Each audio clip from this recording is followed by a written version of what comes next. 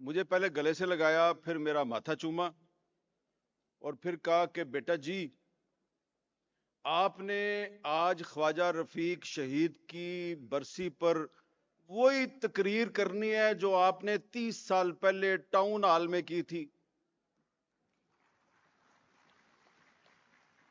میں کہا بزرگوں، او بزرگ پیچھے بیٹھا ہے، او پیچھے بیٹھا ہے۔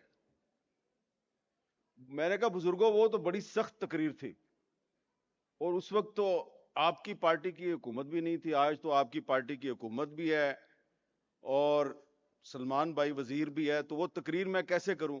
تو انہوں نے کہا تینوں قسم پا رہے ہیں پترا، اوے اصل گل دس دے، وزیر وزور بھول جا سارے اج۔ تو میں رانا صاحب پھنس گیا، انہیں قسم پاتی بابا جی پیچھے بیٹھے، برا نہ منانا۔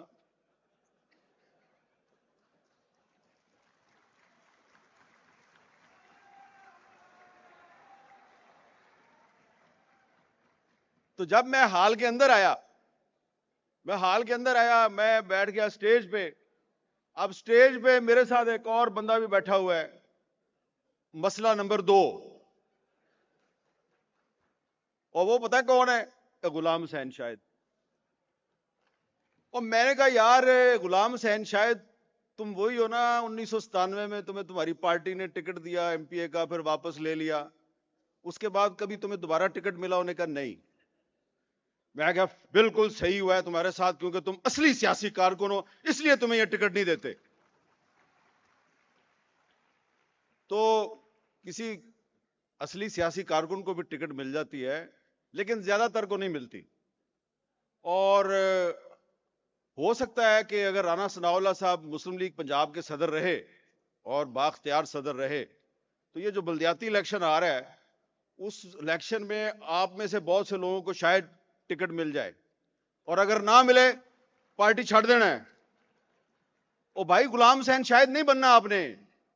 وجہ یہ ہے کہ خواجہ رفیق صاحب جو ہے نا، اب ان کی بات کرتا ہوں میں نے مجھے پتا ہے آپ سب کا محبوب قائد ہے خواجہ سعد رفیق، ٹھیک ہے، میرا بھی محبوب ہے، لیکن خواجہ سعد رفیق کے جو والد صاحب ہیں خواجہ رفیق صاحب کی بھی گل سن لو نا۔ اچھا اب اگر آپ نعرے لگائیں گے میں باتیں زیادہ سخت کرنی شروع کر دوں گا، کیونکہ خواجہ رفیق صاحب نے تو مجھے یہی سکھایا بھائی۔ خواجہ رفیق صاحب نے مجھے کیا سکھایا؟ تحریک پاکستان کے کارکن تحریک پاکستان میں گرفتار ہو گئے، گرداسپور جیل میں بند رہے، اور یہ نہیں تھا کہ کوئی عام سے خاندان سے تعلق نہیں تھا بھائی، بڑے امیر گھرانے سے تعلق تھا، اور یہ جو تصویر لگی ہوئی ہے اس میں بھی انہوں نے ٹائی پہنی ہوئی ہے، تو میں بھی اس وجہ سے ٹائی پا کے آیا۔ خواجہ رفیق صاحب جب اسلامیہ کالج امرتسر کی یونین کے جنرل سیکرٹری تھے تو ایم اے کالج امرتسر کے جب وہ جنرل سیکرٹری تھے تو مجھے ایک دفعہ ایک سکھ نے بتایا، امرتسر کا سکھ تھا پرانا، اس نے کہا اس کی ٹائیاں بڑی مشہور تھیں، ٹائی بڑی اچھی پہنتا تھا، اور بمبئی سے اس کی ٹائی آتی تھی جو اب ممبئی ہے۔ اور پھر وہ جب پاکستان بن گیا تو پاکستان بننے کے بعد جب مسلم لیگ کو جاگیرداروں نے ہائی جیک کر لیا تو سہروردی صاحب جو ہیں انہوں نے علیحدہ پارٹی بنا لی عوامی لیگ۔ تو خواجہ رفیق صاحب جو ہیں جنہوں نے جس پارٹی کے ساتھ مل کر پاکستان بنایا، جب اس پارٹی نے اپنے وعدے پورے نہیں کیے اور وہ پارٹی جو ہے اس پہ جاگیرداروں کا قبضہ ہو گیا تو خواجہ رفیق نے مسلم لیگ چھوڑ دی، عوامی لیگ میں آ گئے، اور عوامی لیگ میں آئے، اور پھر جب محترمہ فاطمہ جناح نے ایوب خان کے خلاف الیکشن لڑا تو قائد اعظم کا وہ سپاہی خواجہ محمد رفیق جو ہے وہ اس جنرل ایوب خان، اس فیلڈ مارشل ایوب خان کے مقابلے پہ کھڑا ہو گیا، اور قائد اعظم کی بہن کے ساتھ انہوں نے فیصلہ کیا کہ میں ان کو سپورٹ کروں گا، اور جب فیلڈ مارشل کے خلاف کوئی نہیں بولتا تھا تو خواجہ رفیق بولتا تھا۔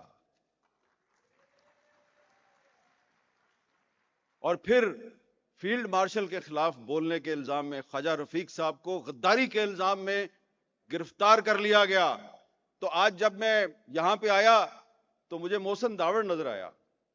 میں خواجہ سعد رفیق کا شکریہ ادا کرتا ہوں کہ جیسا غدار خواجہ رفیق تھا ویسا ہی ایک اور غدار محسن داوڑ آپ نے بلایا ہے. اور بھی کچھ غدار مجھے یہاں نظر آ رہے ہیں, میں ان کے نام نہیں لیتا, لیکن پھر میں آپ کو ہسٹری بتا رہا ہوں خواجہ رفیق کی.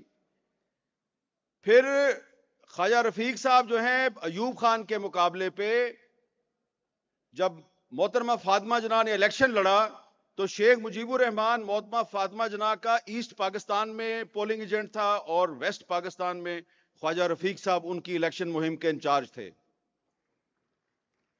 لیکن محترمہ فاطمہ جناح کو الیکشن میں دھاندلی کے ذریعے شکست دی گئی, ایوب خان جیت گیا, پاکستان ہار گیا. اور پھر 6 نکات پہ شیخ مجیب کے ساتھ خواجہ صاحب کا اختلاف ہو گیا.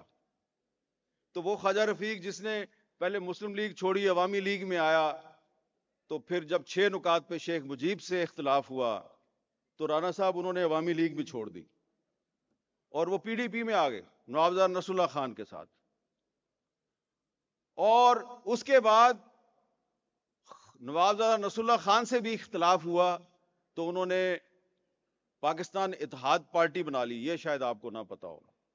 آخری دنوں میں خواجہ رفیق صاحب نے پاکستان اتحاد پارٹی بنا لی تھی. تو میں نے آپ کو یہ چھوٹی سی ہسٹری اس لیے بتائی ہے کہ جو اصلی سیاسی کارکن ہوتا ہے نا, آپ جیسا اصلی سیاسی کارکن, وہ اپنے اصول پہ سودے بازی نہیں کرتا. اور صرف میں آپ سے ایک سوال کرتا ہوں کہ ذرا اپنے دل پہ ہاتھ رکھ کے اپنے آپ سے پوچھئے کہ اگر آج خواجہ رفیق صاحب زندہ ہوتے تو کیا وہ حکومت کے کسی وزیر کے اس بیان پر چپ رہتے کہ یہ ایک ہائیبرڈ نظام ہے اور بڑا کامیابی سے چل رہا ہے؟ بھائی, جس آدمی نے جمہوریت اور آئین کی پاسداری کے لیے, جس نے انسانی حقوق کے لیے اپنی جان دے دی, کیا وہ خواجہ رفیق یہ برداشت کرتا کہ مسلم لیگ کی حکومت ہو اور کوئی کہے کہ یہ ہائیبرڈ نظام ہے؟ تو یہ بات میں اس لیے کر رہا ہوں کہ یہ اصلی سیاسی کارکنوں کا اجتماع ہے اور اصلی سیاسی کارکنوں کو یہ سوچنا چاہیے کہ اگر آپ نے اس ملک کو آگے لے کے جانا ہے اور اس ملک کی سیاست میں آپ نے بھی کردار ادا کرنا ہے تو ہائیبرڈ سسٹم میں سیاسی کارکن کی کوئی گنجائش نہیں ہے. ہائیبرڈ سسٹم میں تو مفاد پرست لوگ جو ہیں وہی جو ہے وہ آگے آتے ہیں. ہائیبرڈ نظام میں بہت کم لوگ جو ہیں وہ وہاں پہنچتے ہیں جہاں رانا ثناء اللہ صاحب پہنچے ہیں. تو اصلی جمہوریت کی کامیابی یہ ہے کہ آپ سب وہاں پہنچیں جہاں رانا ثناء اللہ صاحب پہنچ گئے, اور رانا صاحب کی یہ ذمہ داری ہے کہ یہ آپ کو وہاں لے کے جائیں جہاں تک وہ خود پہنچے ہیں. اور مجھے یقین ہے کہ ایک ایسا خواجہ رفیق جو شورش کاشمیری کا دوست تھا, جو حبیب جالب کا دوست تھا, تو اس کی یاد میں اگر یہ ایک اجتماع ہو رہا ہے تو اس میں یہ جو تھوڑی سی میں تنقیدی باتیں کر رہا ہوں, وہ بزرگ پیچھے بیٹھا ہے, اس نے مجھے قسم ڈال دی ہے. بات تو میں نے پہلے بھی کرنی تھی لیکن تھوڑی احتیاط سے کرنی تھی, لیکن بزرگوں نے قسم ڈال کے تو وہ احتیاط کی ساری زنجیریں توڑ دی ہیں. تو اس لیے خواجہ رفیق صاحب کے ایک دوست حبیب جالب تھے اور انہوں نے اس زمانے میں ایک شعر کہا تھا, خاک میں مل گئے نگینے لوگ, حکمران ہو گئے کمینے لوگ. یہ اس زمانے کی بات ہے. تو یہ بات میں اس لیے کر رہا ہوں کہ آپ بھی چاہتے ہیں, میں بھی چاہتا ہوں کہ یہ ہمارا پاکستان آگے جائے, اس میں جمہوریت مضبوط ہو. یہ جو اس وقت سسٹم چل رہا ہے یہ تبدیل ہو جائے, لیکن یہ سسٹم ایسے تبدیل نہیں ہوگا. हाइब्रिड सिस्टम में ये तब्दीली नहीं आ सकती। ये तब्दीली उस वक्त आएगी जब आप लोग असेंबलियों में पहुंचेंगे। और आप कैसे पहुंचेंगे, ये आपको राना सनाउल्लाह ने और साद रफीक ने लेके जाना, ये इनकी जिम्मेदारी है। एक और भी मसला है, ये बैठा है मसला ज़हीम कादरी।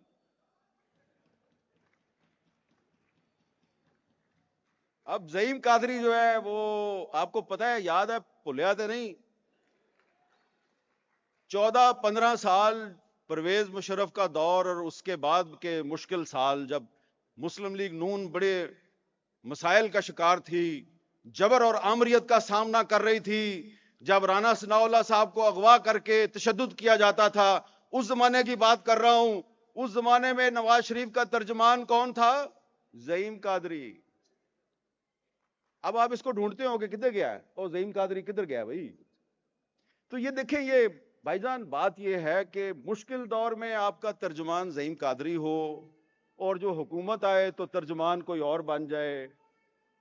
ये मैं सही बात कर रहा हूं कि गलत कर रहा हूं? सही बात कर रहा हूं कि गलत कर रहा हूं? तो ख्वाजा रफीक जिंदाबाद का नारा लगाओ, ख्वाजा रफीक, ख्वाजा रफीक। हाँ, साद रफीक जिंदाबाद भी बिल्कुल ठीक है, लेकिन उससे ज्यादा जोर से ख्वाजा रफीक। तो भाईजान ज्यादा बातें मैंने कर दी। चाचा जी सही बातें कर रहा हूं ना, आपकी कसम तो नहीं ना तोड़ी मैंने? ठीक है। अब जनाब आखिर में एक छोटी सी बात यह करनी है कि ये बातें करने की जरूरत क्यों महसूस हो रही है। एक तो हमें हाइब्रिड सिस्टम कबूल नहीं है, वो इसलिए कि भाई ये कायदे आजम की मुस्लिम लीग के वारिस हैं आप लोग। अगर कायदे आजम आज जिंदा होते, अगर ख्वाजा रफीक साहब जिंदा होते, और कोई कहे कि ये हाइब्रिड सिस्टम है और बड़ा अच्छा सिस्टम है, तो ये काबिल कबूल है? नहीं। जोर से कहें नहीं। तो हमने इस पाकिस्तान को कायदे आजम का पाकिस्तान बनाना है, और आपने बनाना है, आपने बनाना है। ऐसा पाकिस्तान नहीं बनाना कि जब पिछले दौरे हुकूमत में एक सदारती ऑर्डिनेंस के जरिए पीका कानून जो है वो हम पर मुसल्लत किया जाए, और हम उस पीका कानून के खिलाफ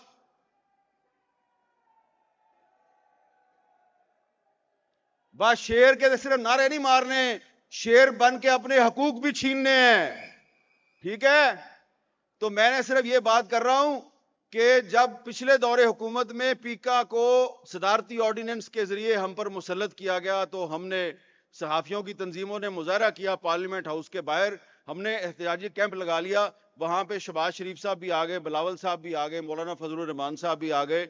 उन्होंने हमसे वादा किया कि आप बेफिक्र हो जाएं, जब हमारी हुकूमत आएगी हम ये ऑर्डिनेंस खत्म कर देंगे। फिर हम कोर्ट में चले गए, हमने कोर्ट से वो ऑर्डिनेंस खत्म करा दिया, इस्लामाबाद हाई कोर्ट से। लेकिन फिर जब हुकूमत आई, शहबाज साहब वजीर आजम बने, तो फिर वो पीका एक्ट पार्लियामेंट से मंजूर करवा के हम पर मुसल्लत कर दिया गया। और आज लाहौर प्रेस क्लब के सदर समेत पाकिस्तान के दर्जनों सहाफी जो हैं वो पीका एक्ट के तहत झूठे मुकदमात में मुलव्वस है। और अगर आज ख्वाजा रफीक साहब जिंदा होते तो सबसे ज्यादा आवाज वो इन स्याह कवानीन के खिलाफ उठाते जो कि जमहूरियत के नाम पर इस बकौल एक वजीर के हाइब्रिड रजीम ने हम पर मुसल्लत किए हैं। तो इस हाइब्रिड रजीम में एक काम अच्छा हुआ है कि जनरल फैज हमीद का ट्रायल हो गया है, उसको सजा हो गई है। लेकिन उसके साथ और भी लोग थे जिन्होंने इस मुल्क के साथ बहुत जुल्म किया है, उनका भी एहतसाब होना चाहिए। और ये मुतालबा तो नवाज शरीफ साहब भी कर चुके हैं, तो कम से कम नवाज शरीफ के इस मुतालबे को ही पूरा कर दो। आप इस मुतालबे की हिमायत करते हैं? चले, अब मैं मजीद बातें भी करना चाहता हूं, लेकिन मुझे पता है कि और भी मुकर्रीन